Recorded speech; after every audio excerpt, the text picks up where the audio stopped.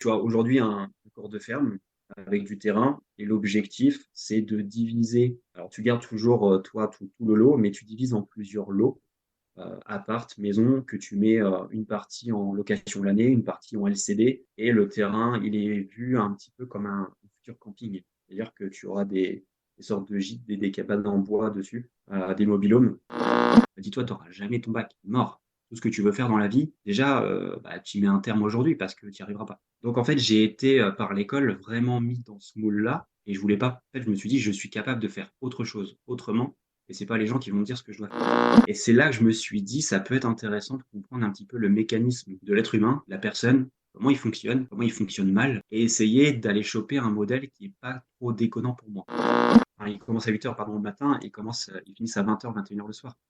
C'est possible de gagner beaucoup, mais il est où le côté humain? Aujourd'hui, pour moi, c'est plus un outil et un moyen pour aller chercher ce que je peux appeler bonheur ou réussite ou être heureux ou autre. Ce qui est pas facile à définir parce que, ton bonheur n'est pas le même quand tu as 20 ans que toi quand tu as 30 ou 40, tu veux pas les mêmes choses. Pour moi, ça bouge dans le temps. Écoutez, moi, je suis un psychologue qui fait de la spiritualité et de l'IMO, il y a pas plus fou que moi. Donc allez-y, hein, franchement, il y a pas pire. Je te jure qu'il y aura pas de bullshit. Salut à toi et bienvenue dans un nouvel épisode de Chronique Imo. J'espère que tu vas très bien, que tu te portes bien, moi très très bien. Et je pense que ça va aller encore mieux pour toi après cet épisode parce que je suis accompagné de quelqu'un qui a tout ce qu'il faut pour que ça se passe bien, pour te remettre bien, pour t'aligner, j'ai envie de dire. Et j'ai pas choisi le mot au hasard, évidemment parce que je suis, d'après sa bio Instagram, je suis avec un coach intuitif pour entrepreneurs alignés. Les sujets dont on va parler aujourd'hui, évidemment, c'est de l'immobilier. Tu sais très bien, l'immobilier sans bullshit. Mais il y a tout un tas de choses, il y a tout un tas de mots-clés qui tournent autour de l'immobilier. Et l'idée, c'est qu'on puisse justement les aligner aujourd'hui avec mon invité. Kevin, salut, je te laisse te présenter. Salut Mathieu. Eh ben, écoute, je m'appelle Kevin Pinel. Je vais essayer de poser la chose dans l'ordre. De base, donc du coup, je suis psychologue clinicien, psychothérapeute de formation. Donc, Mhm. j'exerce toujours de ce côté-là. J'ai ouvert une branche sur le côté du coaching, Ok, donc coaching vraiment pour entrepreneurs. L'objectif, c'est de venir les aligner au maximum avec eux-mêmes ok. pour les aligner sur leur business derrière. J'ai une autre passion et aussi l'immobilier. Je suis conseiller en investissement, IMO dans un réseau. Je suis aussi, manager aux régions Bretagne, à l'intérieur de ce réseau et puis, j'ai la partie aussi, bah, entrepreneur.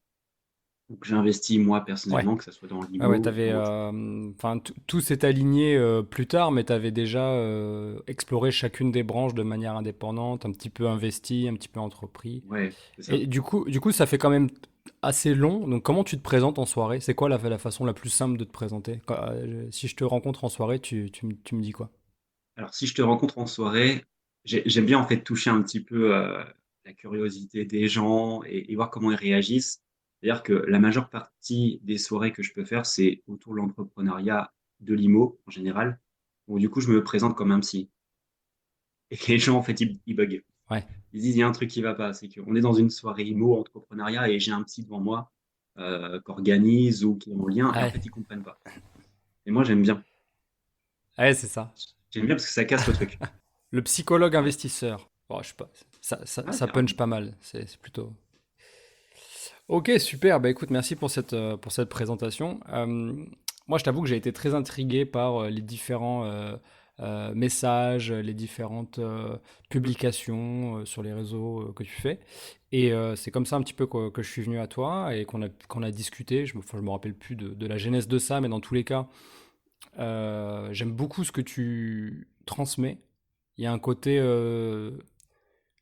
comment dire, spirituel. C'est un mot que j'utilise assez peu. C'est des choses dont on parle quasiment jamais sur le podcast et je trouve que ça serait intéressant de les explorer aujourd'hui. Mais il y a un côté très spirituel et pour un psychologue clinicien et un investisseur, pour moi, de but en blanc, j'ai envie de dire, c'est un peu l'opposé de la spiritualité. C'est toujours très cartésien, c'est carré, c'est toujours tout droit, etc. Et toi, tu amènes une petite touche de spiritualité que j'aime bien.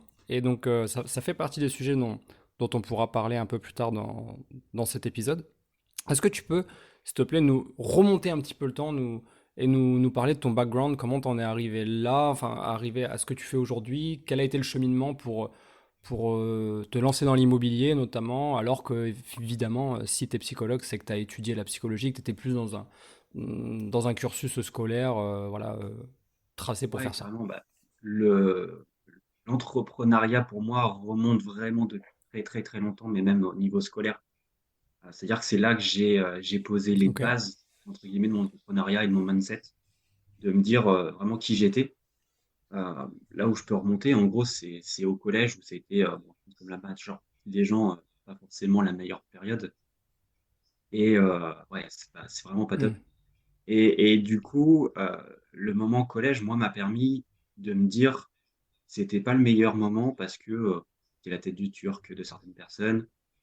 Scolairement, ça allait, mais c'était pas ouf non plus. Et du coup, c'était vraiment mes limites. Ouais.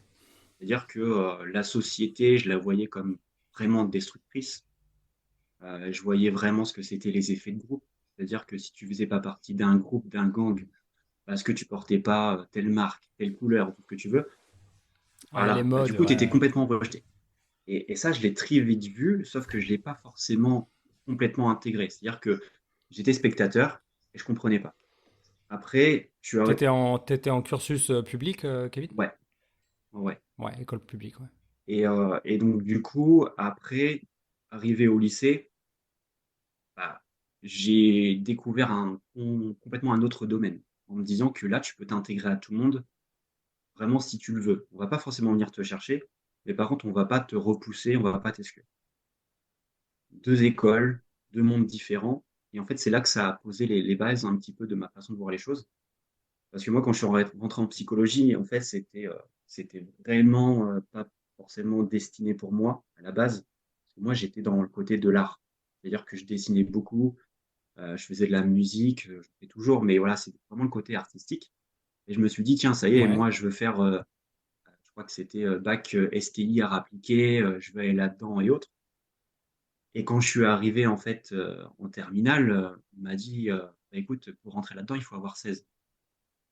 Aujourd'hui, tu as combien de moyenne? Ah, regarde mon bulletin, j'avais 10 et quelques. Je dis, c'est mort, je pourrais pas rentrer. Donc après, on m'a dit, écoute, c'est bien, tu as voulu t'ouvrir un maximum de portes, tu as fait bac S, sauf que tu as combien en maths? En maths, j'avais 4 de moyenne. Donc Waouh, ok. voilà, Ouais. imagine qu'elle. Ça, donc tu as été catégorisé en fait, ouais, je vois. En gros, j'ai voulu faire S. J'ai été catégorisé comme le gros nul de la classe parce que j'étais le dernier de la classe quasiment en maths. Si j'étais dans une filière scientifique. Donc on m'a dit, toi mon gars, même ma prof de maths, hein, qui était ma prof que j'avais rencontrée en seconde et que j'avais rencontrée du coup en terminale, m'a dit, toi, tu n'auras jamais ton bac. Mort. Tout ce que tu veux faire dans la vie, déjà, bah, tu y mets un terme aujourd'hui parce que tu n'y arriveras pas. Donc en fait, j'ai été par l'école vraiment mis dans ce moule-là et je voulais pas.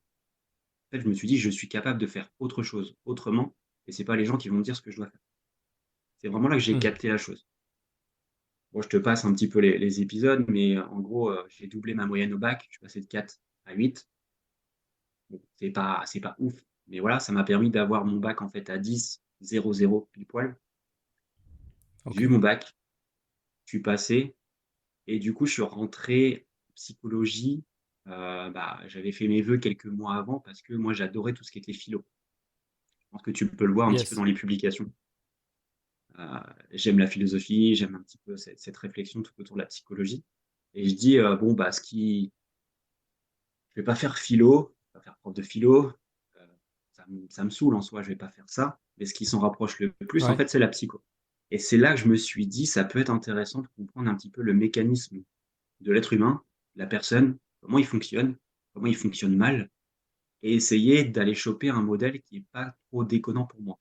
Donc je suis allé là-dedans, sachant que moi au début, à l'époque, je regardais pas mal la télé, j'aimais bien tout ce qui était, la police scientifique ou autre et je me suis dit, «Bon allez, on va aller essayer de faire profiler parce que, tu étudies les profils de chacun, tu vois les choses. Allez, on va faire police Ok. scientifique». Bon, Ah, pas je mal, ok, ouais. voilà. Donc je vais en psycho pour aller en police scientifique, pardon et là on me dit: «Écoute, tu sais combien il faut de moyenne pour rentrer? Parce que c'est sur dossier». Je fais: «Non». «Bah, il faut 16». Je dis: «Mais c'est pas possible, il faut 16 Oh là là. partout pour rentrer». Et moi, j'avais 10 à l'époque. Donc, je me dis, non, c'est mort, c'est pas possible. Bon, bah écoute, c'est pas grave, je vais faire autre chose, je vais faire psycho dans tous les cas, et puis je vais bien voir où ça va mener. J'ai passé Mhm. mes premières années, donc 3 ans de licence, et après les 2 ans de master. Et en fait, c'est là où je me suis révélé entre la licence et le master, à, on va dire, une passion pour une population en particulier, parce que moi, en licence, j'ai travaillé surtout pour l'enfant. Donc j'ai vraiment étudié tout ce qui est l'enfance. Et c'est là que tu fais une grosse rétrospective sur toi-même. Tu vois plein de choses sur toi, tu vois plein de choses sur tes parents, tu vois plein de choses sur les amis que tu côtoies, la famille. Et là, tu te dis, en fait, c'est ça la base de ta vie. C'est vraiment l'enfance. Si tes bases là sont pas solides, tu es dans la merde après. Franchement, tu es dans la merde après. Mm. Parce que tu vas te traîner des blessures, tu vas te traîner plein de choses. Et c'est plus tard, quand Et tu ouais. seras adulte, il faudra que tu les travailles. Donc là, c'était Et compliqué. du coup, en t'écoutant, j'ai une question qui me vient naturellement, c'est est-ce que tu n'as pas choisi cette voie de la psychologie parce que tu avais envie de te réparer toi quelque part? Tu avais envie de chercher des choses en toi que tu n'arrivais pas à voir? Si, tout à fait. Et ça, je l'ai compris qu'après. C'est-à-dire que, et ça, c'est la spiritualité, tu vois, qui m'a fait comprendre ça. Quand tu bosses un petit peu les lois de l'univers, tu les comprends. Tu sais que tout ce qui est à l'extérieur de toi est juste le reflet de ce qui est à l'intérieur. Et en fait, là où tu vas essayer de chercher les réponses à l'extérieur, en fait, ils sont déjà un truc en toi. La vision de l'extérieur, c'est comment toi tu vois les choses, comment tu vois le monde, mais à travers tes yeux. Donc si tu vois une Bien blessure sûr. à l'extérieur, en fait, elle est à l'intérieur de toi. C'est quand j'ai compris ça, je me suis Ok. dit, en fait, je sais pourquoi j'ai fait psycho. Ok. Et donc du coup, tu te spécialises donc avec la petite enfance. Ouais. Je me spécialise avec la petite enfance. On me ferme les portes avec la petite enfance. Parce qu'arrivé en licence 3, on me dit, écoute, faut que tu trouves un stage qui est obligatoire. Moi, en fait, j'avais déjà fait mon parcours avant. C'est-à-dire que je suis arrivé en licence 1, j'ai trouvé tous mes stages. Alors que c'était pas obligatoire. 2 stages en licence 1, licence 2, licence 3. Sauf qu'arrivé en licence 3, le stage que je devrais trouver et qui est obligatoire, je ne le trouve pas. Donc du Ouh là là, coup, ok. Ouais. ouais, c'est le pire truc, c'est que j'ai fait tout l'inverse des autres. J'ai réussi à mettre en place tout un réseau et tout un truc dès la première année, sauf qu'à la troisième année, ça marche. Et là, comme par hasard, je ne crois pas au hasard, on en parlera par la suite, mais il y a une psychologue que je trouve et qui me dit, écoute, moi je travaille avec les personnes âgées, je travaille en EHPAD, je te laisse ta chance parce qu'il y a un truc chez toi. Je me dis, bah écoute, moi ça me va, hein, j'ai juste besoin d'un stage, ça va me permettre de faire mon année, je passerai en master. Et en fait, c'est là Ok. que je me suis découvert la passion pour les personnes âgées parce que c'est un livre ouvert sur tous les souvenirs du passé. Ouais. Et c'est là que je me suis rendu Ah, compte, tu rentres dans un sujet qui me touche personnellement là. c'est vrai, Ouais. on en avait Mais un petit bon, peu échangé, ouais. ouais, ouais, bien sûr, ouais. Et pour moi, la personne âgée, c'est, bah, voilà, tu retournes petit à petit en fonction de l'âge dans l'enfance et la personne ne garde que les souvenirs du passé. Les nouveaux Et souvenirs, elle a oui. du mal à les intégrer, donc du coup, elle parle beaucoup de son passé. Et moi qui avais fait 3 ans dans l'enfance, là, j'ai la capacité d'avoir à faire en face de moi un adulte, mais qui est un enfant. Et c'est qu'après, je comprendrai aussi par la spiritualité que c'est la meilleure population euh, pour mettre en avant l'instant présent. Parce qu'eux, en fait, Ah, ok. ils n'ont pas forcément de souvenir de ce qui s'est passé là maintenant, enfin, il y a quelques heures. Ils s'en foutent un petit peu de ce qui va se passer tout à l'heure. C'est maintenant. Parce que ce qu'ils ont accès, c'est maintenant, c'est l'instant présent. Et c'est ma meilleure expérience pour cultiver l'instant présent. C'est là que j'ai appris énormément de choses là-dessus. D'accord, ok. Waouh. En tout cas, je pense que c'est intéressant ton parcours. Bon, comment dire, il est semé d'embûches, Mm. comme tant de parcours, mais je pense que ce qui est intéressant, c'est surtout sur l'apprentissage que tu fais sur toi-même, peu importe ce que tu fais. Mais dans ces parcours, tu vois, moi j'ai des proches qui sont psy aussi. Mhm. Et souvent, en fait, ils se sont rendus compte, un petit peu comme toi, que au final, ils voulaient. Ils disent tous, j'ai choisi la psychologie parce que je voulais aider un proche. Mm. Et quelques années plus tard, ils décident de changer cette phrase en disant j'ai choisi la psychologie parce que j'avais besoin de m'aider, mais je ne le savais pas. Ouais. Et je trouve que Bon, évidemment, c'est un podcast sur l'immobilier, mais euh, on est des animaux dotés d'un cerveau, et sans ce cerveau et toutes les connexions qui se passent à l'intérieur, ben, on ne serait pas capable d'en faire. Et du coup, pardon, je raccroche les wagons à cet endroit-là pour te demander à quel moment ce chemin-là, il croise le chemin de l'immobilier pour devenir ce que tu es aujourd'hui. Et ben vraiment pendant mes études de psycho. Parce que moi, de base, je suis normand. Donc, j'habitais en Normandie. C'est pas forcément là où on va dire que c'est hyper développé et autres. Et les seules grandes écoles, en gros, pour moi, c'était Caen ou c'était Rennes. Ouais, Et à ouais, l'époque, j'étais un petit peu en conflit avec la famille, avec mes parents. Conflit, façon de parler, mais je n'étais pas le plus épanoui. Donc, moi, je voulais partir loin. Loin. Je voulais pas forcément partir dans le sud, mais Rennes, c'était plus loin que Caen pour moi. Donc, moi, ça m'allait. C'est-à-dire que je partais la semaine, je rentrais que le week-end, et c'était bon. Je faisais ma vie et j'étais tranquille. Et du ok. coup, bah, mes parents se sont posé la question, c'est quoi le mieux? C'est-à-dire, soit on te met dans une chambre en colocation, on paye un loyer, bah, soit on investit dans un appart, on te met dedans, et puis les autres chambres, on les loue pour nous. Et en fait, c'est là Ok, qu'a vraiment, réellement commencé ma, on va dire, la réflexion sur l'investissement. C'est-à-dire, c'est là que j'ai compris les choses. J'ai suivi mes parents, en fait, sur des visites IMO, et puis j'ai compris ok. rapidement le prix des loyers. J'ai compris très rapidement le prix des apparts. Je me suis dit, en fait, quand tu fais les calculs, j'avais pas le côté cash flow et autres, hein. J'avais juste le côté, tu as Ouais, ouais, bien sûr. un crédit, tu as des loyers, tu rembourses, tu es tranquille, tu fais ça pendant 15 ans. Parce que moi, mes parents, ils fonctionnaient comme ça, en fait, à l'époque. Pour te faire un truc rapide sur mes parents, c'est que ils sont artisans commerçants. Donc, en fait, eux, Ok. ils ont toujours été dans l'immobilier, même sans le savoir. C'est-à-dire qu'ils ont acheté leur première affaire, ils sont partis sur une autre affaire, mais la première, bah, ils ont vendu le fond, mais ils n'ont jamais vendu les murs, ni les apparts qui étaient Hmm. avec, ni les garages. Donc, en fait, ils avaient toujours des loyers. Et au fur et à mesure, ils ont construit leur patrimoine comme ça. C'est-à-dire qu'ils étaient dans un commerce, ils le vendent, hop, ils gardent. On est parti dans différentes maisons et autres. Donc j'avais toujours cette stratégie. Je sais que du côté de mon Super père, ça. tu vois, du côté de mon père, on s'appelle Pinel. Je pense que c'est pas pour rien. Moi, j'ai toujours entendu des oncles, des grands-oncles et tantes ou autres investir déjà dans de la pierre depuis longtemps. Ils achetaient des immeubles, ils divisaient, ils les louaient, enfin, ils faisaient tout ce que tu voulais. Mais ils faisaient ça sur un court temps. Eux, ils avaient l'habitude de faire ça sur 10 ans, 15 ans ou d'acheter cash et c'était pas un souci. Donc, moi, j'ai eu ces cultures en fait de base et puis après, je l'ai eu de par la fac, en fait, avec moi, Ok. mon expérience. Et puis, bah, j'ai terminé la fac. euh, je suis arrivé petit à petit dans le domaine ouais, donc salarié.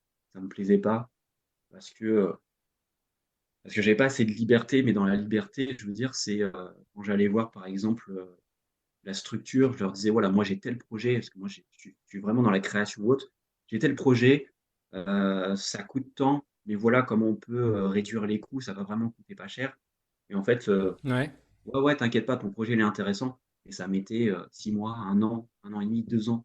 Et ça voyait jamais le jour des fois. Donc en fait, ça m'a vite Ok. saoulé. Ça m'a vraiment saoulé, je me suis dit, c'est bon. Euh, Ça, c'est ton expérience du salariat, quoi, du coup. ouais, sauf que j'avais déjà un petit train d'avance, parce que je suis sorti de la fac en 2016. En 2016, avant de sortir de la fac, j'avais déjà pris contact avec des infirmières ou autres pour créer un pôle santé, pour faire du Ah oui, libéral. ok.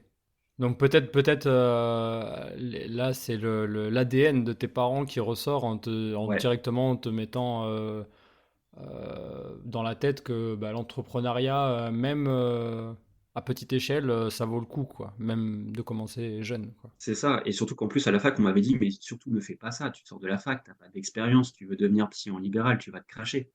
Et comme on m'avait dit, en fait, au bac, hein, tu vas te cracher. Et surtout que le détail que je t'ai pas donné, je suis sorti à 10 au bac. Et en fait, j'ai fini à 16 en master 2. Là, on m'avait dit depuis le début, tu n'auras jamais 16, c'est pas possible. En fait, je l'ai eu mon 16. Mais parce que Ok. j'étais dans mon truc à moi. Et ça m'a intéressé.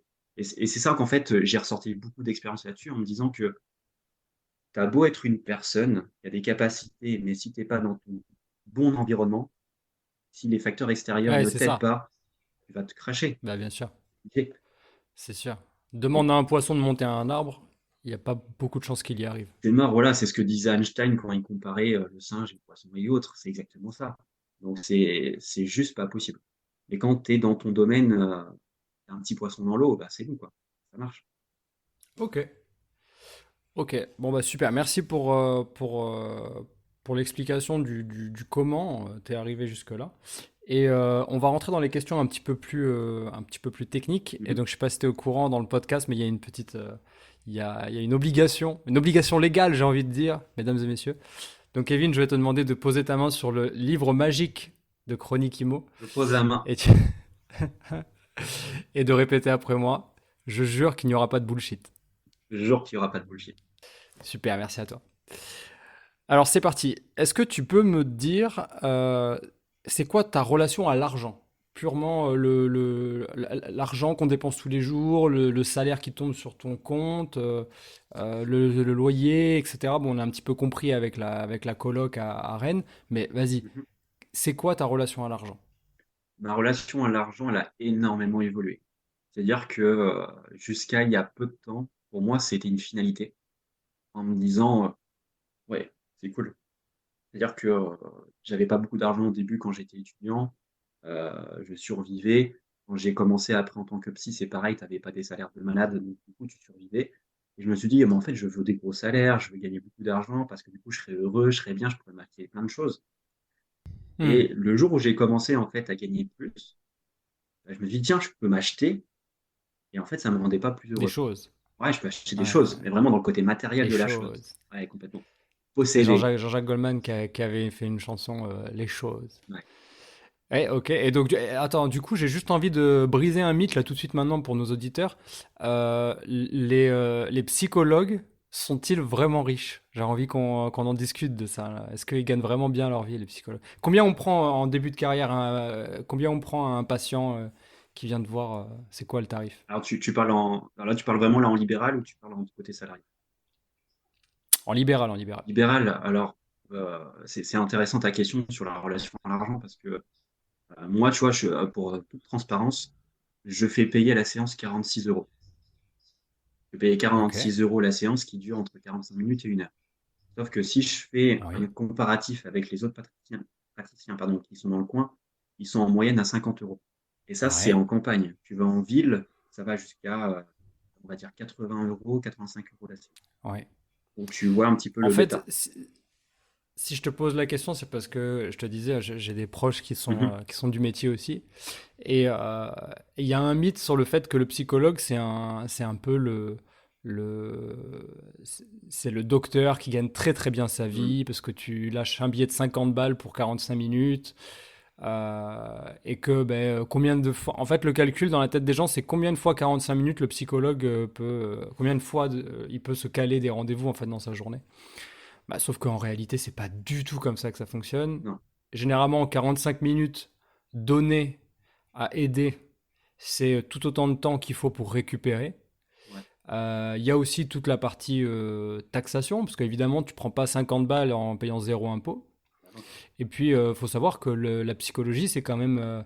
Je pense que c'est un des docteurs où tu as le moins envie d'y aller, quoi. Mmh. C'est le dernier sur la liste quand tu as tout un tas de problèmes euh, physiques. Tu vas aller faire la checklist de tous les docteurs et le dernier que tu vas aller voir, c'est le psychologue. Donc au final, il y a assez peu de gens par rapport aux besoins. Il y a assez peu de rendez-vous chez le psy, je pense, qui sont pris. Ouais, carrément et pour vraiment aller sur la transparence de l'argent parce que, moi aussi, c'était une problématique au début de me dire: «Faut que j'enchaîne, faut pas que j'enchaîne». Donc du coup, au fur et à mesure, j'ai trouvé un petit peu mon équilibre sur, combien de rendez-vous je peux me faire à la journée, non pas sur le point de vue business, mais sur moi. C'est-à-dire que combien je suis capable, moi, de faire d'accompagnement. Parce que, Mhm. si tu fais payer une séance, bah, faut que tu sois toujours au top. Parce que tu vas pas te dire: «Ah bah, plus j'avance dans ma journée, plus je suis fatigué, plus je vais régresser au niveau du prix». Non, c'est juste pas possible. Mais tu as des personnes, je connais des psychologues qui se font, entre 90 et 100 000 à l'année, mais eux, par contre, ils taffent du lundi au samedi et ils commencent Ok, ils se à font 8. des grosses journées et des grosses semaines. Bah, voilà, ils commencent à 8 heures le soir, ils finissent à 20:00, 21:00 enfin, ils commencent à 8 heures pardon, le matin et ils finissent à 20:00, 21:00 le soir. C'est possible de gagner beaucoup, mais il est où le côté humain? Ouais, voilà, après, du coup, c'est un petit peu décorrélé de l'objectif final Ouais. T'as beaucoup de Ok, personnes qui peuvent aller là-dedans pour vraiment sur le côté business, mais pas humain. ok. Donc, du coup, ta relation, elle a évolué dans le sens où, à la base, tu cherchais aussi certainement à très bien gagner ta vie. Mhm. Et au final, comment tu la définirais maintenant, à ta vision? Aujourd'hui, pour moi, c'est plus un outil et un moyen pour aller chercher ce que je peux appeler bonheur ou réussite ou être heureux ou autre, ce qui n'est pas facile à définir parce que ton bonheur n'est pas le même quand tu as 20 ans que toi, quand tu as 30 ou 40, tu veux pas les mêmes choses. Pour moi, ça bouge dans le temps. Mhm, Mais mhm. moi, la culture que j'ai toujours gardée et ce que je fais aussi dans mes investissements et dans ma vie de tous les jours, c'est que j'ai besoin d'aider. J'ai envie d'aider. C'est le truc qui me Ok. motive. C'est un petit peu mon gros pourquoi de dire tu es là pourquoi sur Terre, c'est pour ça. Donc, c'est pas pour rien que j'ai fait psycho, c'est d'abord pour m'aider, mais c'est aussi pour apprendre à aider les autres. Hmm. L'IMO, c'est aussi pour accompagner et aider les autres. Et dans tous mes investissements IMO que je peux faire, c'est que j'essaye d'apporter en fait euh, une aide au logement pour une population particulière. Donc ça, c'est déjà important pour moi. Tu vois, par exemple, la première coloc, je l'ai fait sur Rennes. Ben, en fait, j'ai pris contact avec une association qui fait venir des étudiants étrangers d'Afrique. Ok. Donc pour Ok. moi, c'était intéressant de mettre du social. J'allais te demander, du coup, j'allais te demander quel était ton premier investissement. Du coup, ouais, c'était sur Rennes, une coloc sur Rennes, c'est ça? C'est ça. Ouais.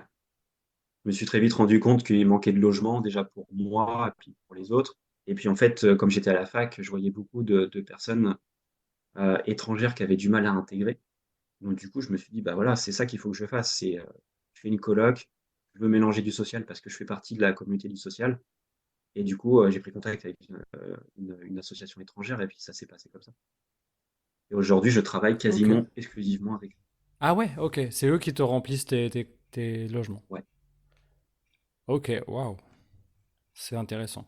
T'as envie de nous donner quelques insights par rapport à ça? D'un point de vue, depuis temps blanc, on peut se poser la question de la qualité du locataire et donc du coup de la dégradation des biens peut-être et des impayés. Mm. Est-ce que t'as des insights là-dessus? Ouais.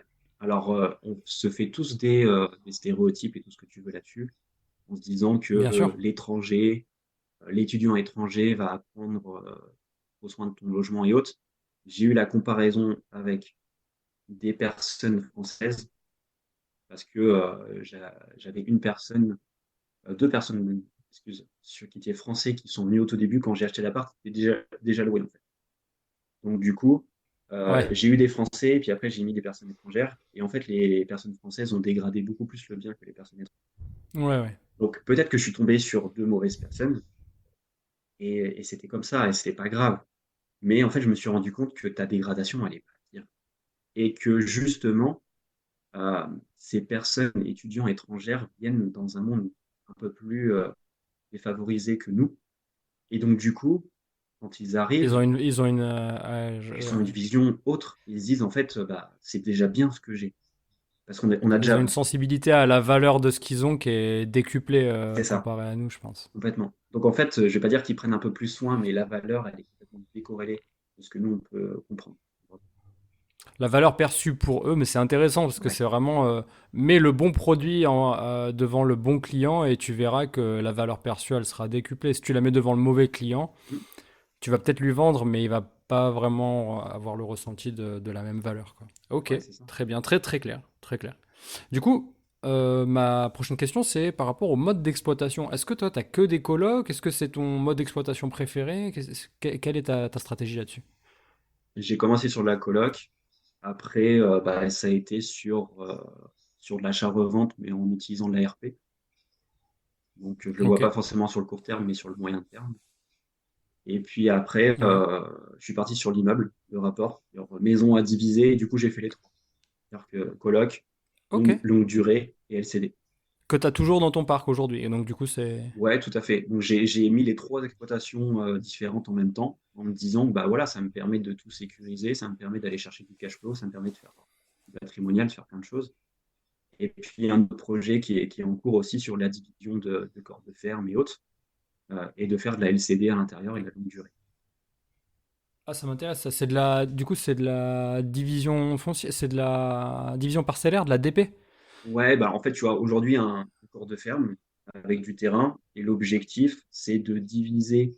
Alors, tu gardes toujours, toi, tout le lot, mais tu divises en plusieurs lots, appart, maison, que tu mets une partie en location l'année, une partie en LCD, et le terrain, il Mhm. est vu un petit peu comme un futur camping. C'est-à-dire que tu auras des sortes de gîtes, des cabanes Ouais. en bois dessus, des mobil-homes, Ah, ouais, ouais. pour louer en fait en Système sur LCD. pilotis, non bâti, en fait. C'est ça, tout à fait. Parce qu'en fait, on est dans une Donc, région du coup, qui demande beaucoup de logements et proche de l'EPR et tout. Et donc, du coup, c'est un petit tips, si tu veux, c'est que quand tu ouais, vas-y. regardes une ville, une commune, un endroit, un secteur où déjà le tourisme prend 100% de ta capacité du camping municipal, par exemple, bah, tu sais qu'en fait, tu Ouais. as large le temps avant de ne pas avoir de clients sur tes LCD. Parce que quand Ouais. ton camping Ok. est rempli à 100% toute l'année, en fait, tu peux faire de la LCD à foison. Et que tu n'as pas assez de Magnifique, ça. logements. Et comme on travaille à côté de l'EPR, bah, les personnes, alors, malheureusement, enfin, malheureusement ou heureusement, ça dépend de quel côté on se place, mais l'EPR fait appel à des étrangers parce qu'il n'y a pas assez de Français D'accord. qui peuvent venir travailler. Donc, du coup, on va chercher les étrangers, on les amène ici, et puis on leur dit, bah voilà, nous, on vous donne de l'argent pour vous loger tous les mois, vous en faites ce que vous voulez. Et comme on leur donne de grosses sommes, en soi, qu'est-ce qu'ils vont faire? Bah, ils s'en foutent que ça soit la longue durée ou la LCD. Eux, ils prennent de la LCD, Ouais. ils prennent ce qu'il y a, en fait. Donc, Bien tu sûr. viens juste créer ton propre marché, Ouais. Tu viens répondre à un besoin qui existe, quoi. Ok. complètement. Et ça fait toujours partie du social, en fait, Magnifique. pour moi. Parce qu'ils ont des grosses problématiques de se loger.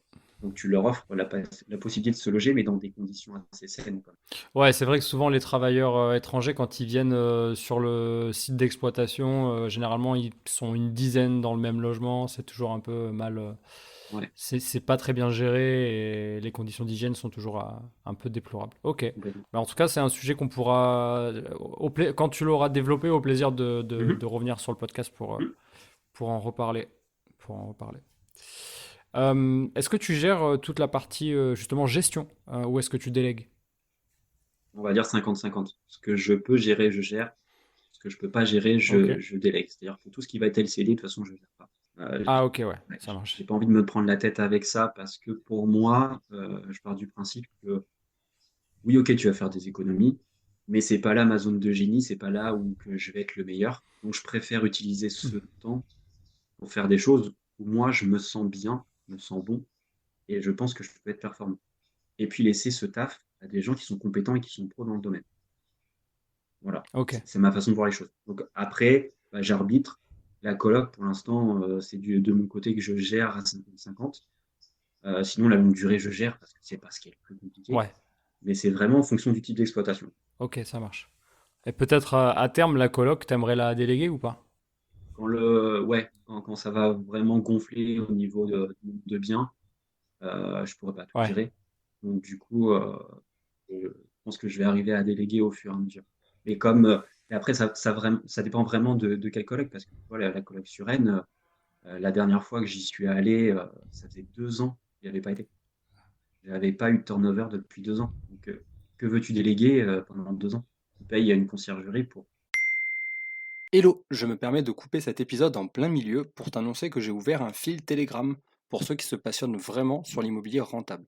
Ce groupe s'appelle Pensée Imo et il me permettra de partager des anecdotes quotidiennes, des astuces, des photos et vidéos et bien sûr de discuter avec toi en direct et de répondre aux questions de tout le monde dans le groupe. Pour rappel, le fil Telegram s'appelle Pensée Imo, donc PenserIMMO. Donc je te retrouve de l'autre côté dans le groupe et on retourne à notre épisode du jour. Grand-chose, en fait. Ouais, j'avoue. Non, non, mais c'est un vrai sujet. En fait, c'est difficile d'imaginer le turnover en colocation. Moi, je vois vraiment ça comme un mode d'exploitation relou parce que tous les 9 mois, il faut revenir faire des check-out, des check-in, etc. Repasser un coup de peinture, changer les poils dans la cuisine, etc. Alors qu'en fait, ça va vraiment dépendre. Il n'y a pas de règles. Tu vois, j'ai des amis, j'ai même mes associés qui sont exposés en colocation. Et autant dans certaines chambres, ils ont des gens qui restent plusieurs années, autant dans d'autres, bah, c'est un turnover sans cesse. Mais ouais, c'est difficile de se projeter. C'est pas mon, tu comprendras que c'est pas mon mode d'exploitation favori. Ouais, complètement. Mais Non, c'est à définir un peu à l'avance, en fait. Tu vois, comme je te disais que je travaillais avec une association étrangère, en fait, j'ai même pas besoin d'aller chercher les futurs locataires. On les amène déjà. Et après, c'est de se dire, bah, le dossier, en fait, c'est ouais, tu qui? fais. S'ils sont en licence et qu'ils veulent faire un master, tranquille pendant 3, 4, 5 Ouais, ans. donc du coup, t'as pas toute la partie création d'annonces, t'as pas la partie. Non. Ouais, ok. Et puis vu qu'ils t'amènent les dossiers, bah, c'est un premier filtre, donc t'as pas vraiment d'inquiétude. Ouais, non, non, mais c'est hyper pertinent. Ça, c'est un vrai bon gros tips pour toi qui nous écoute, mon ami auditeur. Ouais. Regarde si t'as pas des assos qui font venir des étudiants étrangers ou même pas étrangers. Regarde des associations étudiantes. Je pense que ça peut te permettre de trouver un flux de locataires sans trop d'efforts. Et l'énorme avantage là-dessus, c'est qu'en fait, ils me garantissent 1 an de loyer si c'est pas payé. D'accord. Waouh. Comment ça fonctionne Donc, ça? tu es tranquille. En fait, c'est via l'association, comme ils viennent de l'étranger, ils prennent des garants qui sont généralement les parents, et ils ont généralement de la famille en France. C'est pour ça qu'ils viennent en fait étudier. Donc du coup, tu as double garantie. Tu as la garantie des parents en étranger, tu as la garantie des oncles et tantes généralement qui sont aussi en Ouais, France. ouais, ouais. Donc du coup, bah, tu es tranquille pour l'association, tu es tranquille. Et pour nous, en tant que proprio, bah, tu as une double garantie. Sur la garantie, tu es tranquille pendant 1 an. Tu as le côté des parents qui sont à l'étranger, tu as le côté des oncles et tantes pardon, qui sont en France. Toi, tu es tranquille en tant que proprio. Ok. Est-ce qu'on n'a pas aussi euh, une vision faussée de l'étudiant étranger? Parce que si les parents ils ont les moyens de garantir un loyer sur 1 an, enfin l'étudiant étranger, ça ne veut pas forcément dire l'étudiant ultra précaire qui vient d'une famille en difficulté, même pas du tout. Au contraire, je pense qu'un étudiant qui a les moyens, de par sa famille, de venir en France, qui n'est pas un pays euh, pauvre, hein, donc du coup où les choses, le coût de la vie est cher, Mhm. bah, c'est qu'en fait il y a moins de soucis à. Enfin, on peut se faire moins de soucis du coup sur la qualité de l'étudiant et de la bourse de l'étudiant, quoi. Largement, parce que j'ai vu au tout début, quand j'ai pris la coloc, bah, j'avais fait mes annonces au tout début avant de rencontrer cette association-là. J'avais quand même mis des annonces, j'avais rencontré des Ouais, gens.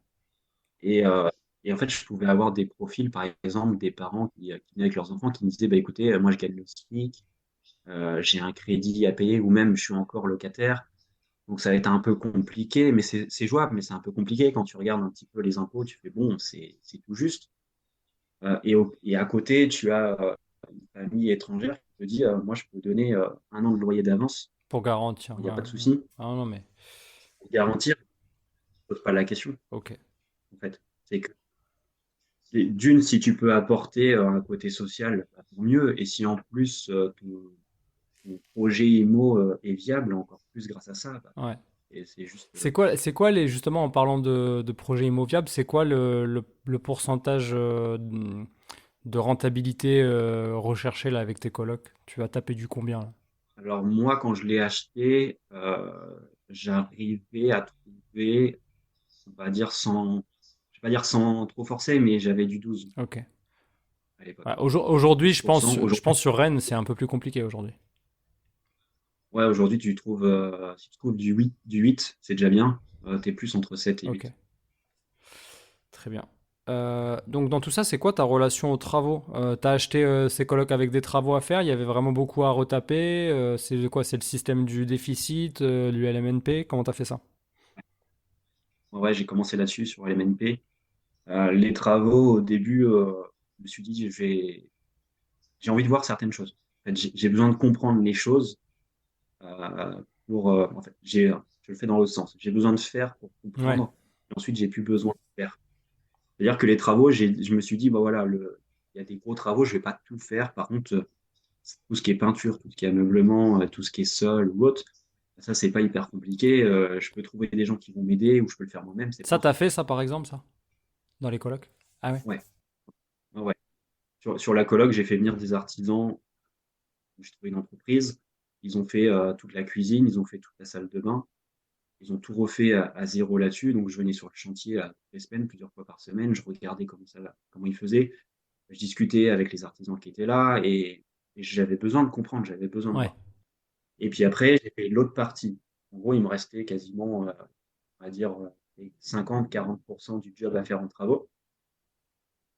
Et je me suis dit, en fait, après, si voilà, moi, je voulais économiser une somme d'argent, sauf que dans mon temps, ça m'a pris plus de temps qu'un artisan.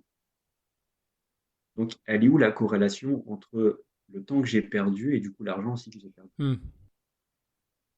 Si je m'étais dit, bah, peut-être que j'aurais payé un peu plus cher pour faire intervenir des artisans, bah, j'aurais mis en location un peu plus vite, je me serais moins embêté à faire les travaux, T'aurais... et donc du coup, j'aurais pu passer ce temps-là à faire Ouais, autre c'est chose. ça. T'aurais bossé et t'aurais rentré du salaire en attendant. Ouais, ok. Non, non, mais donc, Voilà, ou même faire des visites pour d'autres c'est projets, tu ta vois. philosophie maintenant? Tu touches plus aux travaux, tu délègues et toi, tu travailles sur ta zone de génie plutôt? Ok, ça marche. Ouais, tu vois, l'un des derniers investissements que j'ai fait, c'est que je me suis associé avec quelqu'un qui est dans les travaux. Ouais.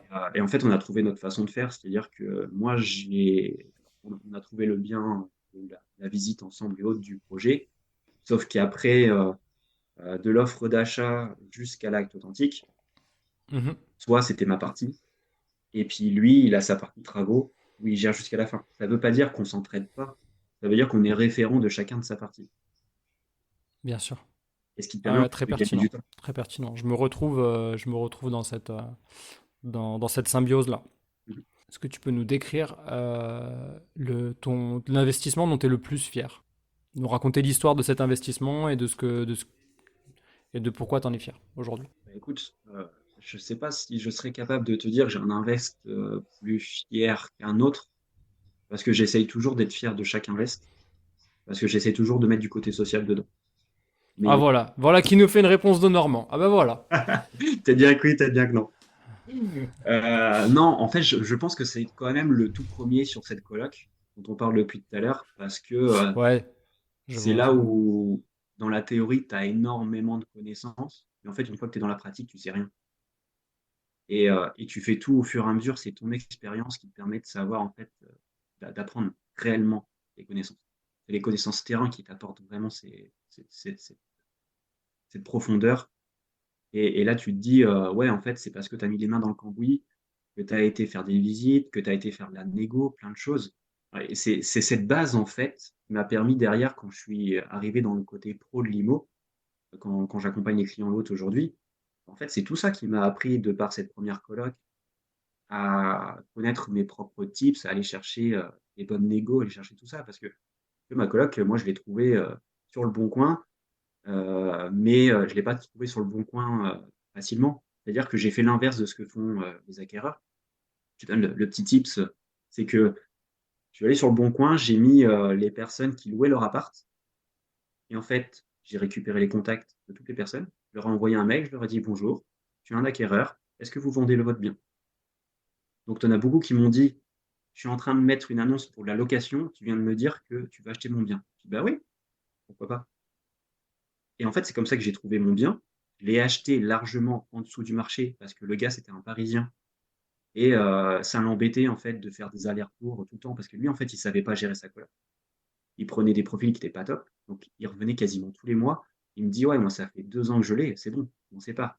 Donc j'ai acheté un 70 mètres carrés pour 120 000 €, même pas 120 000 € à Ok. l'époque. Je me rends pas compte, je connais pas les prix de Rennes, mais ouais, j'imagine que c'est. Aujourd'hui, pour le même nombre de mètres carrés, un truc sympa, classique, tu es facile à 170-180 000. Ouais. Donc ça va. Ah ouais, ok, putain, c'est pas mal cette astuce Ouais. ouais. C'est Et vraiment le truc contre-intuitif, mais très bonne astuce, ouais. bah, c'est ça. Et je sais que derrière, tu vois, quand j'ai commencé à faire ça, j'ai des personnes qui m'ont recontacté un an ou deux après en me disant: «Tiens, vous m'aviez envoyé Je un vends. message, je vends». Bah, voilà. Tu avais semé une graine Incroyable. quelque part et en fait, ça avait le temps de germer. Oh, alors là, ça, c'est un vrai bon type, ça. Ça me donne presque envie de le faire, tiens. tu utilises beaucoup de temps à faire ça parce que tu vas vraiment faire des annonces. On va dire que les trois quarts des personnes vont te répondre négativement, mais en fait, tu t'en fous. Il suffit d'une seule réponse positive pour te faire un projet. Ouais, c'est vraiment une technique, une bonne technique de prospection, je pense. Parce que tu as peut-être affaire à des gens qui n'ont pas pensé à vendre de but en blanc et qui sont dans une situation où ils en ont marre de gérer et peut-être qu'ils sont dans une situation de vie où il y a des conflits internes et où du coup la moindre opportunité de sortir de l'investissement, ils la prendront quoi. Non, c'est très pertinent. Ok, est-ce que justement, est-ce que tu as une autre astuce, un autre hack 20-80, j'ai l'habitude de l'appeler comme ça, mais on peut donner n'importe quoi d'autre. C'est une autre astuce que tu as envie de partager avec les auditeurs.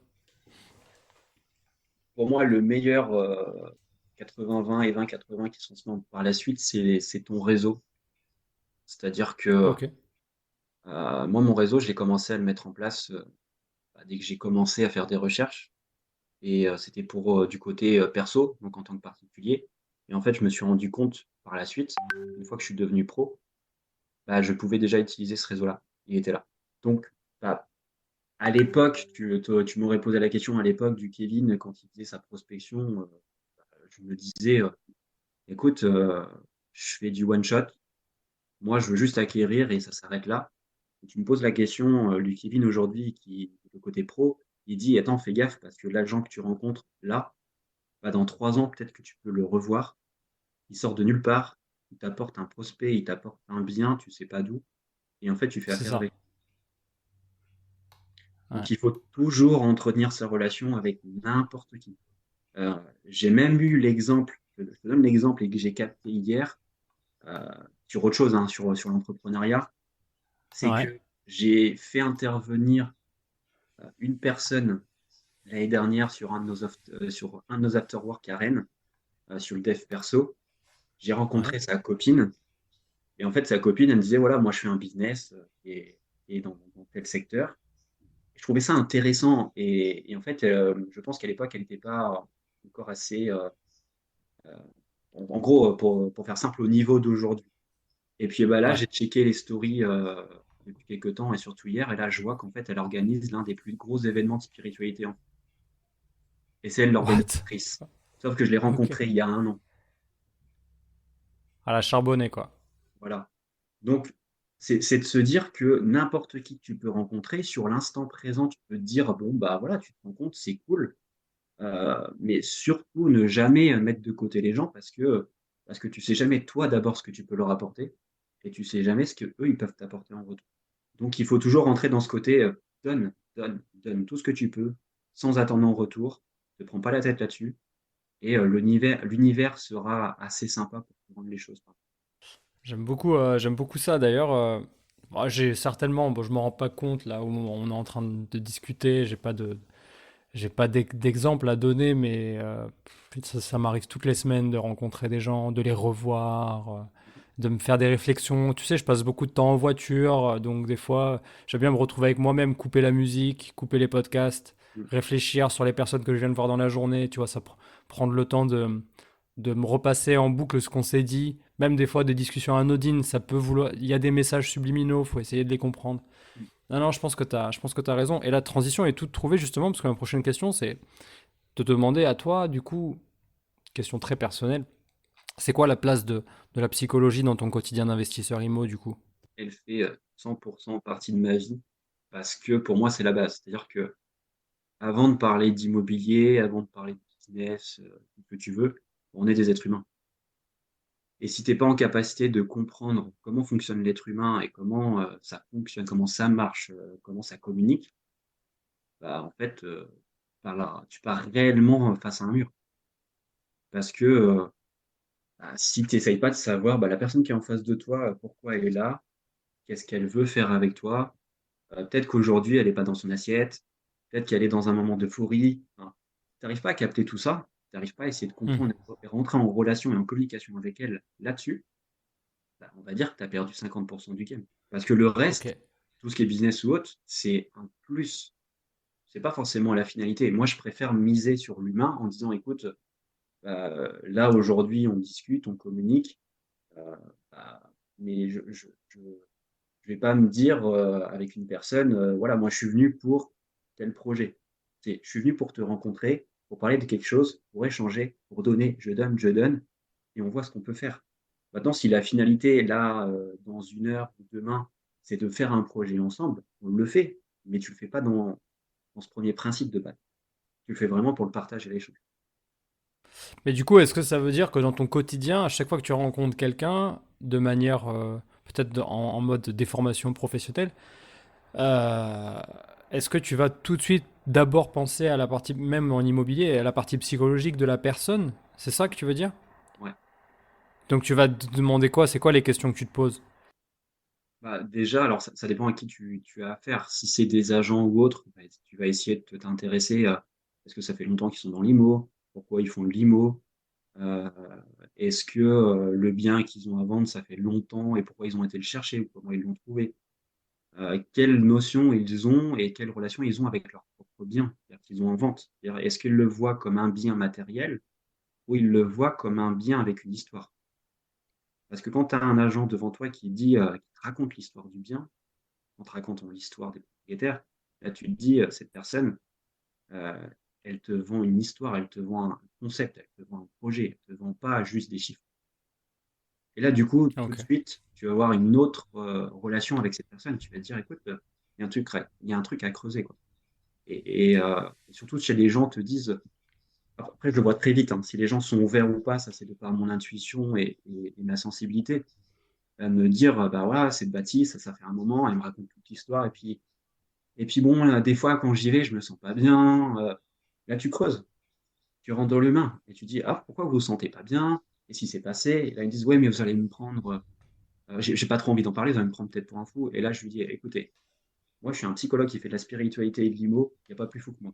Donc allez-y, hein. Franchement, il y a pas pire». Et là, du coup, tu mets tout le monde à l'aise et puis tu commences à parler, tu vois plein de choses et en fait, le rendez-vous qui devait durer potentiellement une demi-heure, 3/4 d'heure, il dure 1 heure et demie et c'est pas grave. Parce que tu mises sur l'humain d'abord. Et les gens, ils s'ouvrent du coup, le fait de leur dire, écoutez, il n'y a pas de barrière, Ouais, moi ma porte elle est ouverte, il n'y a pas de jugement, voilà, je suis pas magistrat, allez-y quoi. ouais, complètement parce que on est dans un domaine, tu vois, moi, je suis dans le domaine vraiment, la partie IMO sur du projet clé en main. Tu as beaucoup de personnes qui mettent en arrière-fond l'être humain et ils sont vraiment en mode requin. Et quand tu appelles des agents et tu rencontres des agents et ils te disent: «Ouais, mais c'est pas la première personne, que j'ai au téléphone qui me dit qu'il a des clients, qui va faire du projet clé en main. Heu, on sait comment ça se passe, soit il me rappelle pas, soit ça capote ou autre». Et donc là, tu as affaire à quelqu'un qui a un préjugé sur quelque chose et dire: «Mais ils sont tous pareils». En fait, tu t'attardes juste sur la personne, c'est: «Bah, qu'est-ce qui s'est passé?» Moi, je veux pas savoir comment ils s'appellent, qu'est-ce qu'ils ont fait. Je veux pas vous pousser à la visite, c'est: bah, qu'est-ce qu'ils ont fait? Comment vous Ouais, vous êtes senti? En fait, tu t'intéresses à la personne. la bonne technique de commercial. Ouais, bah, ça en fait partie. Dès que tu t'intéresses à l'humain, ça t'ouvre plein de possibilités. Ah bien sûr, bien sûr. Je sais plus qui disait ça, je me demande si c'est pas Jim Rohn ou un truc comme ça qui disait arrêtez de vous focus sur est-ce que je fais du B2B, est-ce que je fais du B2C ou je sais pas quoi. Faites Mmh. du H to H, human to human et vous verrez que ça C'est ça, fonctionnera beaucoup mieux. complètement. Ah, c'est très pertinent. Et du coup, est-ce que tu dirais que la psychologie, est-ce qu'elle est surestimée, sous-estimée dans le monde de l'immobilier d'investissement et si oui, pourquoi? Je te donne ma réponse de par en tant que je suis psy et de par ce que j'ai rencontré, pour moi, elle est sous-estimée. Peut-être que tu en as d'autres qui Ok. vont dire, elle est surestimée. Moi, mon point de vue, c'est sous-estimé parce que les gens qui sont dans l'IMO n'ont pas complètement compris travailler avec de l'humain, comme on disait depuis tout à l'heure. Ils pensent Je que parle vraiment l'immobilier de l'investisseur immobilier, là, je parle ah pas du tout l'invest de la OK. partie agent IMO. Là, vraiment, je me mets dans la place de. Est-ce que les investisseurs IMO aujourd'hui, euh, que ce soit les débutants, ceux qui commencent à accumuler un petit peu une dizaine, une quinzaine de lots, ou même les confirmés, est-ce que dans ce monde-là, dans le mindset de ce que toi tu as pu voir, est-ce que tu trouves que quel est l'état de la psychologie et pourquoi? Ouais, c'est toujours, sous-estimé quand même. Ouais, Ah, ok. ouais. Parce que tu vas avoir le débutant qui sort de sa formation, qui connaît les chiffres par cœur, qui, sait la formule magique par cœur. Et en fait, il va juste chercher sa négo, il va juste chercher sa renta, il va pas chercher plus loin. Donc le côté humain, il n'existe pas. Il veut tout pour lui. Et tu vas voir le plus gros expérimenté, alors de par mon point de vue, hein, vraiment moi de ce que je connais, lui qui va amasser les biens pour faire son patrimoine ou tout ce que tu veux, mais en fait, il est tellement gros ou à un certain niveau, bah, l'humain, en fait, je vais pas dire qu'il en a plus forcément besoin, mais il a son réseau qu'il entretient et le reste, il va pas forcément tout le temps s'ouvrir. Et je trouve ça dommage parce que des fois, tu as des personnes expérimentées qui Mhm. peuvent être aidées par des personnes moins expérimentées, tout simplement par une autre vision des choses, d'autres connaissances, d'autres capacités que eux n'ont pas. Est-ce que tu es d'accord pour dire que si on est plus aligné et qu'on est plus, je sais pas comment, enfin, est-ce que si on fait plus attention à la psychologie de notre interlocuteur en tant qu'investisseur, du coup, on devient un meilleur investisseur? Ouais, ouais, parce que quand tu investis, t'investis pas investisseur IMO ou autre, tu n'investis pas que dans le business que tu fais. De base, et c'est ce qu'on dit depuis le début, depuis tout à l'heure, c'est investi dans l'humain. Parce que Oui. demain, tu viens, excuse-moi l'expression, mais on est un peu là pour ça, tu deviens un gros connard, un gros requin qui n'a strictement rien à foutre des autres. C'est juste une question de temps. Parce que l'univers va vite te rattraper, va vite te foutre un coup de pied au Ah cul. oui, d'accord. Tu veux dire, ouais, tu veux dire avant que la roue tourne et que tu reprennes Ouais, le boomerang dans la gueule, quoi. Ok, c'est je que vois. tu peux être le meilleur de demain, même aujourd'hui, demain, et te dire que ouais, c'est bon, je ne risque rien, je peux insulter les gens, je m'en fous parce que je suis au top. Mais qu'est-ce qui se passe dans un mois, dans un an, dans 10 ans? Je sais plus qui disait ça. Pareil, bon, c'est ma journée expression, mais quand t'es au top, t'es juste en dessous de quelqu'un qui est meilleur que toi. Ouais, c'est ça. Euh, Est-ce que tu t'imposes une limite d'un point de vue justement investissement, entrepreneuriat? Est-ce que tu as des objectifs qui sont des limites, des fins en soi, ou est-ce que tu t'es mis des targets comme ça, quand j'aurai atteint X nombre, quand j'aurai atteint, enfin, tu vois, tel chiffre d'affaires, je sais pas, ce genre de choses. Alors ça, c'est ce que j'ai fait. Et en fait, je me suis rendu compte que j'étais pas aligné. Ok, Parce que je vais pas te dire que. Alors, je sais, on te dit dans le dev perso, dans le mindset, crée-toi des objectifs, crée-toi un plan d'action, ça va t'aider, machin et tout. Oui, ouais, même une, comment t'appelles ça, une planche de visualisation ouais, avec tes objectifs, par exemple un voyage, une carte postale je sais pas moi, des Bahamas, une connerie, tu vois. ouais. Ça, oui, on va dire, sans dire 100 on va dire les 80-90% des gens, ça fonctionne, ils ont besoin de ça, ils ont besoin d'un cadre. Moi, je dis pas que j'ai pas besoin d'un cadre, j'en ai besoin, ça c'est sûr, mais je le matérialise pas vraiment pour mes objectifs. C'est-à-dire que je vais pas dire je veux gagner 1 million demain. C'est, Ok, est-ce que ça me fait vibrer de gagner 1 million? Oui. ouais, Et non, bah, c'est ok aussi. C'est quoi qui te fait ouais, vibrer? Et en fait, je vais chercher là où je vibre le plus et de me dire, ok, ça me fait vibrer. Est-ce que c'est un objectif qui est à court, moyen ou long terme? Et là, tu rentres dans ton plan d'action. Mais en fait, c'est d'abord ce qui te fait vibrer par ton intuition. Et moi, ce ouais, que je ouais, veux, complètement. c'est rencontrer des gens, c'est voyager, c'est voir plein de choses, c'est entreprendre plein de choses. Mais je marche vraiment. Euh, alors, ce mot, il faut le prendre avec des pincettes parce que beaucoup de personnes le voient négativement, mais par opportunité. C'est-à-dire qu'on te propose quelque chose, c'est pas un objectif en soi. Je te le propose et tu te dis, ouais, ça m'intéresse. Ouais, ça me fait vibrer. Là, ce que tu me dis, ça m'intéresse. Tu creuses et puis tu t'y vas. Ok, ah ouais, très pertinent, très pertinent. Bah écoute, merci pour toutes ces réponses. On va passer à la fameuse dernière partie du podcast. On arrive sur la fin. La partie qui s'appelle les 10 mini-questions. Mhm. Le principe, il est extrêmement simple. Je te pose une question binaire, c'est soit l'un, soit l'autre.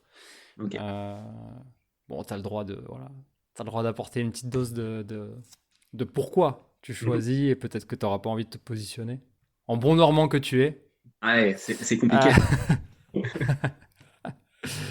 je plaisante évidemment, vous offusquez pas les Normands, je vous adore. Allez, c'est parti, t'es prêt? Mhm. Vas-y, vas-y. Allez, let's go, c'est parti. Épargner ou investir? Investir. Patrimonial ou rentable? Ah, là, je vais te faire ton bon normand si tu veux, mais parce que ça dépend de la définition du mot rentable que tu donnes.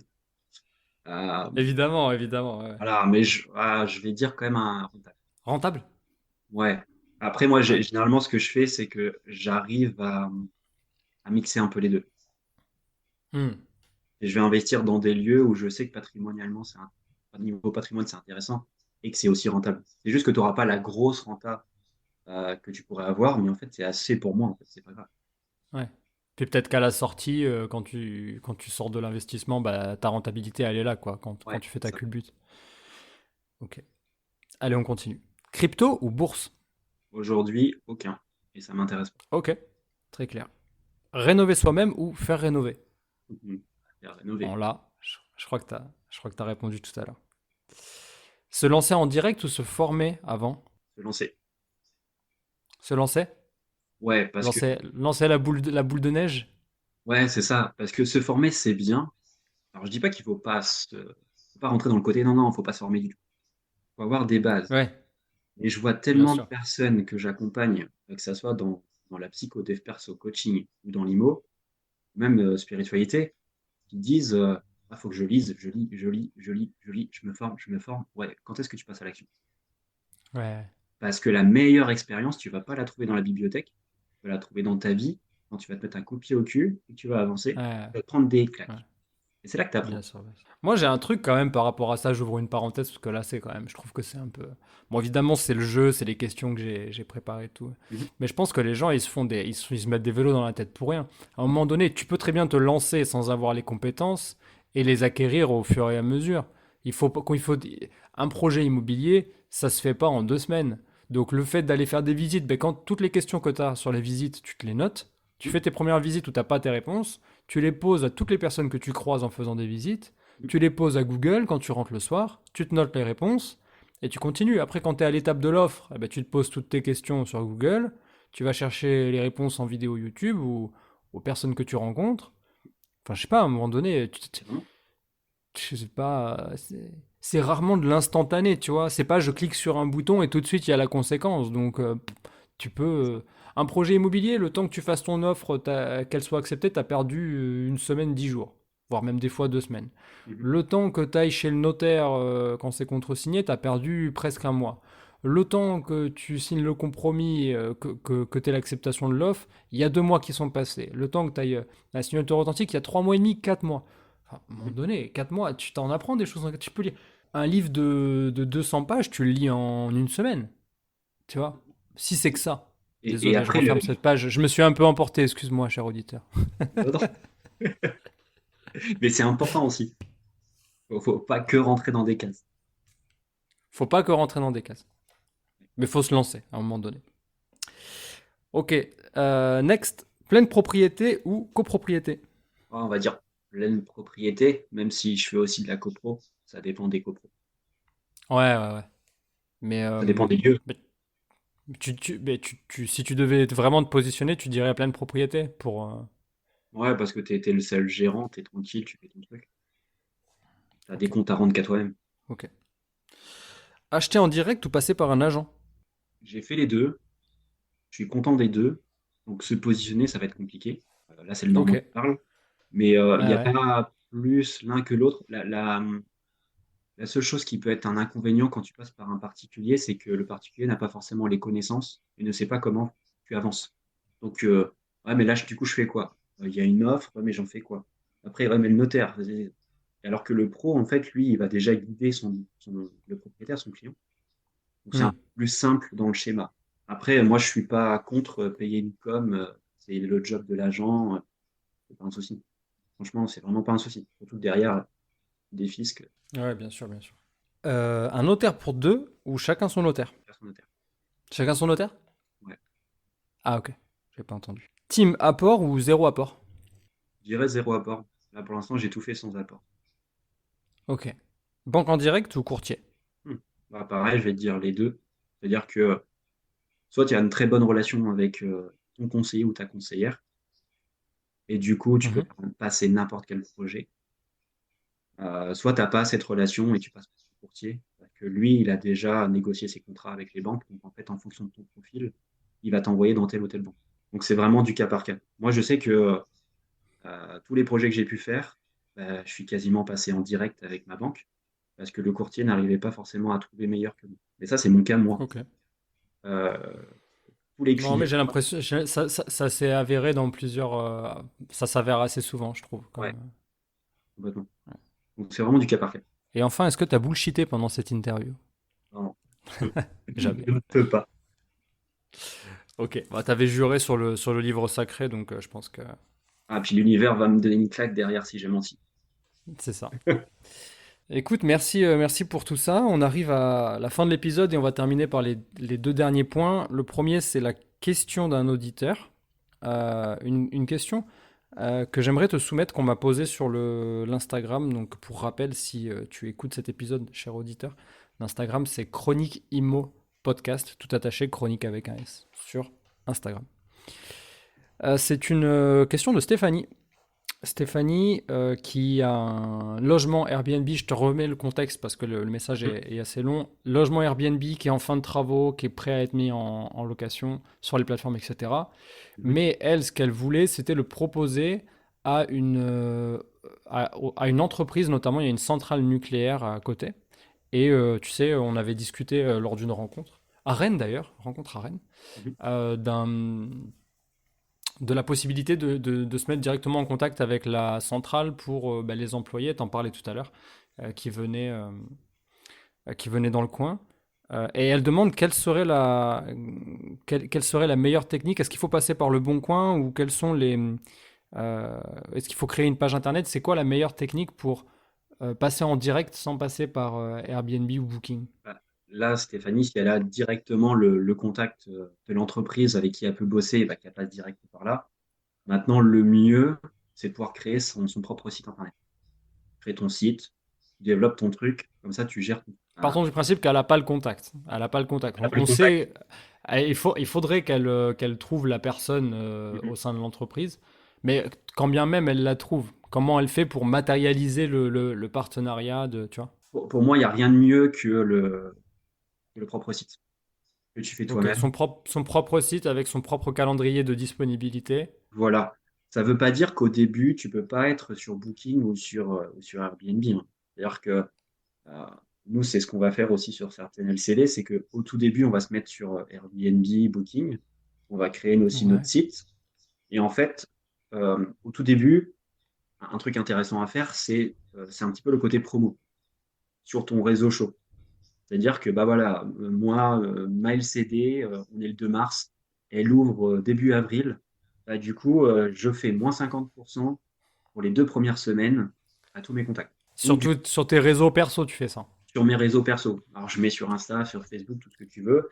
Et je dis, bah voilà, si vous voulez en profiter, vous venez me voir parce que ça va vite se remplir. Et donc, du coup, vous avez moins 50%. La seule chose que je demande en Énorme. contrepartie, bah, c'est tu fais des photos, tu fais des vidéos, tu postes sur les réseaux, tu fais un retour. Ouais. Parce que du coup, tu veux un Non. retour client, tu partages. Et puis, tu mets quand même au tout début sur Airbnb, sur Booking, et puis tu vois comment ça évolue. Mais à côté, tu fais ton propre site. Parce que l'objectif, après, les gens, si, alors j'espère qu'Airbnb, Booking va pas écouter, mais l'objectif, c'est de ramener ces gens vers ton site Ouais, bien et sûr. faire du bouche à oreille, et du coup, de venir maximiser tes revenus sur ton site. Et au bout d'un moment, Ouais. bah, tu n'as plus besoin des plateformes, tu enlèves les plateformes. Ouais, ouais, bien sûr. Et du coup, comment elle récolte les paiements? Elle fait via un lien PayPal? Comment elle fait? Elle met Stripe? C'est quoi le... Alors, le mieux, c'est de faire gérer par conciergerie si elle veut pas s'embêter. Et c'est la Ok. conciergerie qui gère. Qui gère les paiements? Ouais. Qui récolte la caution, etc. Ok. Ouais. Et il faut faire attention si ta conciergerie, elle a une carte G ou pas. C'est-à-dire que si elle peut recevoir l'argent ou pas, ça va vraiment dépendre. Ouais, la plupart n'ont pas la carte G, c'est pour ça que c'est vous qui recevez les paiements en direct, hein. Faites Ouais, attention à ça. c'est ça. Ça Mais veut dire qu'ils n'ont pas de compte séquestre. complètement. Le mieux, c'est quand même d'aller chercher une conciergerie qui a la carte. Parce qu'en fait, elle va tout te faire. Elle va te pré-mâcher ton travail. Et je pense, après, voilà, je suis plutôt défendeur de ça. C'est que Euh, si tu t'aimes pas trop l'administratif, si tu n'aimes pas trop gérer les papiers, les virements, machin et tout, fais gérer. Toi, ta zone de génie, elle n'est pas là, tu vas faire autre chose. Ouais, bien sûr, bien sûr. Ok, ça marche. Bah écoute, voilà Stéphanie, j'espère que Stéphanie et Yannick, que j'embrasse. Merci pour votre fidélité au podcast. J'espère que la réponse pourra vous aider et tenez-nous au courant de l'avancée. Et donc, on arrive vraiment à la toute fin du podcast. Je vais te demander de recommander aux auditeurs du podcast ce que tu veux, ce que tu as envie de partager. Je sais pas, ça peut être un livre, ça peut être un film, un événement culturel, ce que tu veux. C'est marrant que tu me parles de ça, parce que le seul livre que j'ai à côté, et c'était pas prévu, je l'ai là depuis un moment, c'est Ouais. celui-ci, là, Kilomètre Zéro, qu'on m'a offert pour décembre, janvier, je sais plus, c'est une patiente en fait qui me l'a offert. C'est Ok. Maud Ankawa, Kilomètre Zéro. Et pour moi, c'est juste une bible sur le dev perso, la spiritualité et autres. J'ai compris plein de choses. Et ça a été vraiment la révélation. Donc, je vais pas trop en parler parce que je veux pas trop spoiler, mais en gros, c'est une personne qui est vraiment dans le côté cadré, métro, boulot, dodo. Et en fait, pour une amie, elle va partir en voyage et elle va vraiment découvrir sa propre spiritualité et qui elle est réellement. Et quand elle va revenir, elle est complètement transformée. Et pour moi, c'est juste une bible que tu apprends énormément de choses sur toi. Et moi, ce que ça m'a fait, c'est qu'à chaque fois que je lisais un chapitre, j'avais l'impression de Ouais. lire un mantra, j'avais l'impression de lire quelque chose qui Ah résonnait oui, ok. en moi, tu vois, et de me dire, waouh, c'est fort. Et en fait, j'avais l'impression de me dire, je suis en train de lire un processus qui est en train de me transformer. Juste magique. Ok, donc c'est Kilomètre Zéro de Modankawa, c'est ça? Ouais, c'est ça. Super, bah on mettra le lien pour ceux que ça intéresse d'aller voir ça dans la description. Super, bah écoute, merci beaucoup Kevin d'avoir pris le temps, d'avoir partagé sans Merci à filtre, toi. sans filtre et sans bullshit sur ce que tu fais, sur comment tu vois, sur ta vision des choses, etc. Est-ce que pour les auditeurs qui ont envie de te contacter, qui ont envie de partager avec toi, qui se sont retrouvés dans ce que tu dis, quel est le meilleur moyen de te contacter? Où est-ce qu'on peut te retrouver? Bah, sur le profil Instagram, c'est le mieux. C'est là où je vais être le Ouais, c'est ton plus, réseau favori? ouais, c'est là où je vais être le plus présent, donc on m'envoie un message, il n'y a pas de souci. Sinon, après, ça Et peut être un mail que je peux te transmettre et je peux transmettre aussi aux auditeurs, hein, pas de souci. c'est quoi ton Insta du coup, juste pour être sûr? Alors, c'est Kevin Pinel Invest. Ok, tout attaché. Tu as, alors que je ne dise pas de bêtises, c'est Kevin Pinel-Invest. Ok, ça marche. Kevin Pinel-Invest. Le tiré du bas, Super. du 8. Bah écoute, génial. Merci beaucoup. Merci à toi. Merci à toi, cher auditeur, et je te dis à la semaine prochaine. Ciao.